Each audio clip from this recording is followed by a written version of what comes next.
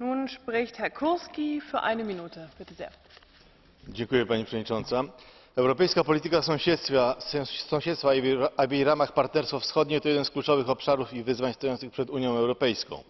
To ważne ramy polityczne dla zacieśnienia stosunków z krajami partnerskimi, z którymi powinniśmy dążyć do integracji gospodarczej i politycznej. W przypadku Ukrainy proces ten powinien zakończyć się perspektywą pełnoprawnego członkostwa w Unii Europejskiej, oczywiście po spełnieniu kryteriów kopenhaskich, do czego niezbędne jest większe zaangażowanie polityczne władz w Kijowie. Nie zapominajmy o Europejczykach na Białorusi, bliskiej nam cywilizacyjnie, ale zamkniętej przez reżim Łukaszenki. Zróbmy wszystko, co w naszej mocy, aby Białorusini widzieli, że Europa o nich pamięta i wspiera ich demokratyczne wysiłki. Realnym wyrazem tych starań byłoby obniżenie kosztów związanych z uzyskaniem wizy Schengen oraz ułatwienie kontaktów międzyludzkich między Białorusią i resztą Europy, wsparcie inicjatyw społecznościowych i obywatelskich na Białorusi.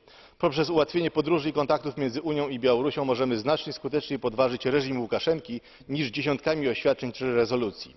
Na koniec chcę zaznaczyć, że w wielu krajach objętych polityką sąsiedztwa utrzymują się wciąż poważne problemy w obszarze poszanowania wolności wypowiedzi, zwłaszcza w mediach, wolności zrzeszania się i wolności zgromadzeń.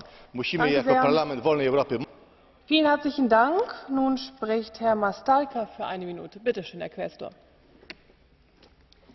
Děkuji, paní předsedající. Já doufám, že tady není nikdo ze států východního partnerství. Podle naší účasti by si mohli myslet, že nemáme zájem o východní partnerství.